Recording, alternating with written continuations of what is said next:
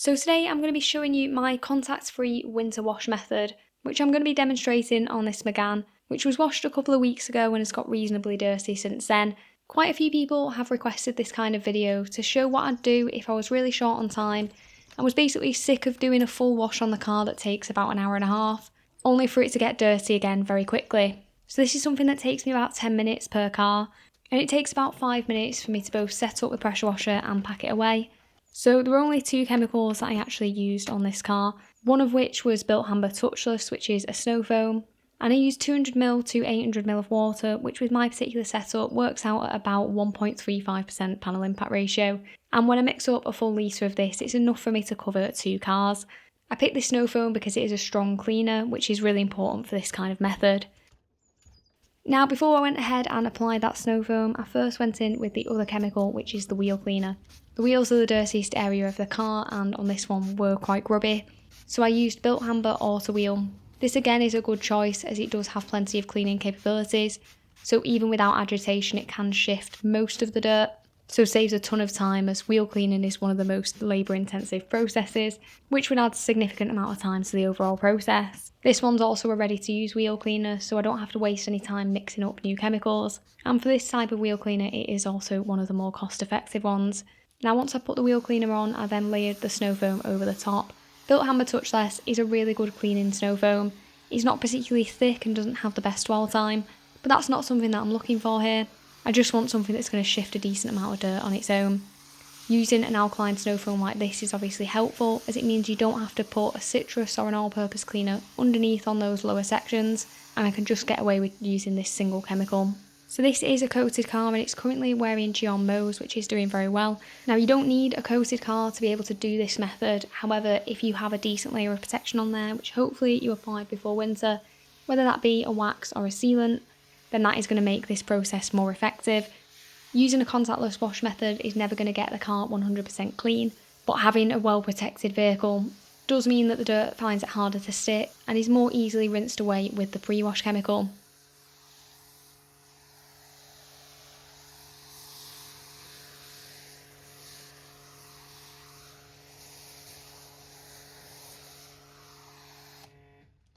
Now whilst the snow foam is doing its work, I take the opportunity to pressure wash the wheels.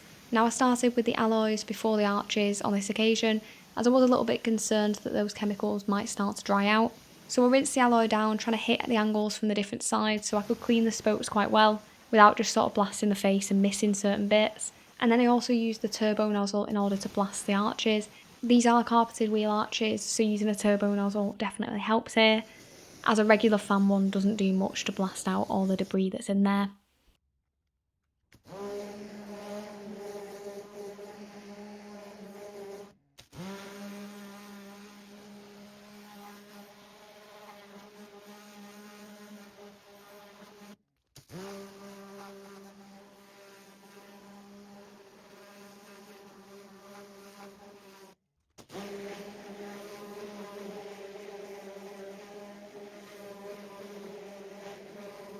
So once I'd finished rinsing off the wheels, I could go ahead and rinse off the snow foam straight away. Built Amber Touchless does have a bit of a tendency to dry out if you leave it too long, so it's something to keep an eye on if it's taking a bit longer to clean the wheels. But you can always just spritz the panel with a pressure washer from further back as you're walking round to help keep those panels wet.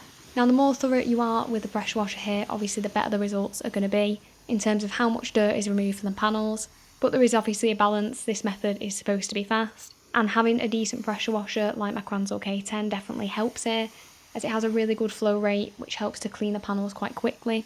So this method would definitely take a little bit longer if I was using something like a ACHQ K2 for example. Now using a contact-free method of washing a car is always a bit of a contentious topic, as some people absolutely love it because it helps you get the car mostly clean in quite a short amount of time, whereas some other people think you might as well just wash the car properly if you're going to get the pressure washer out. And I suppose it really depends on how long it takes you for you to get your individual setup ready.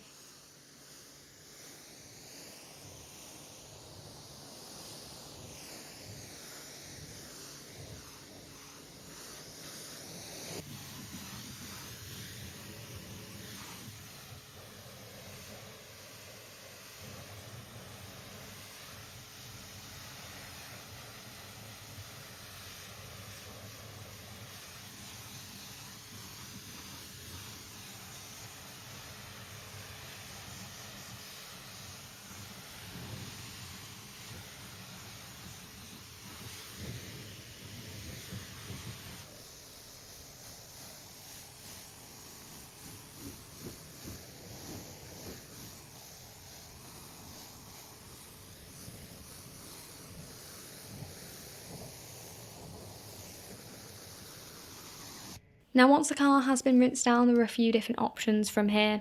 First of all, you can just leave it at this point. If you are in a soft water area and you're not prone to getting water spots, you might get away with it. Or if it's forecast rain very soon, then that will help too, as rainwater is a lot softer than tap water, so you're unlikely to get water spots if there's a decent downpour immediately after. Or if you do plan on driving the car straight away, again, if you've got some good protection on there, the car should be fairly dry by the time you get there, and you might just have a few water spots left on the car.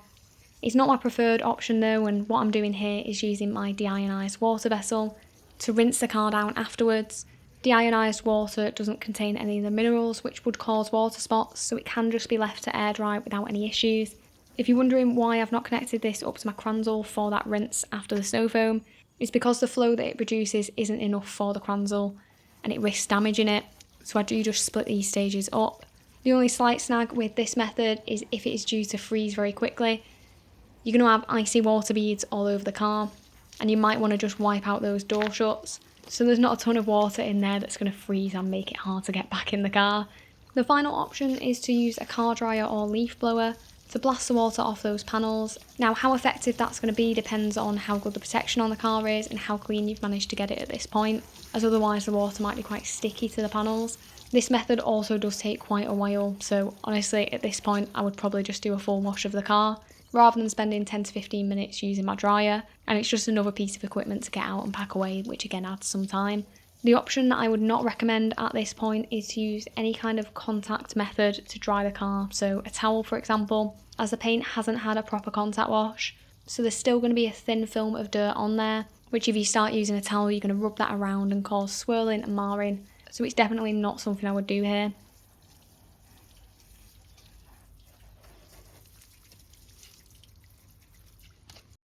So I did wait for the car to mostly air dry before taking these after photos, but hopefully you can see that there was a good improvement to the level of dirt on the car. It's definitely not perfect, and there is still a very thin layer of traffic film on the car, causing it to look a little bit duller than normal, but it definitely still looks respectable. All the products that I've used today are going to be linked in the description, and if you have found this video helpful, then it'd be brilliant if you could drop it a like, and thanks for watching.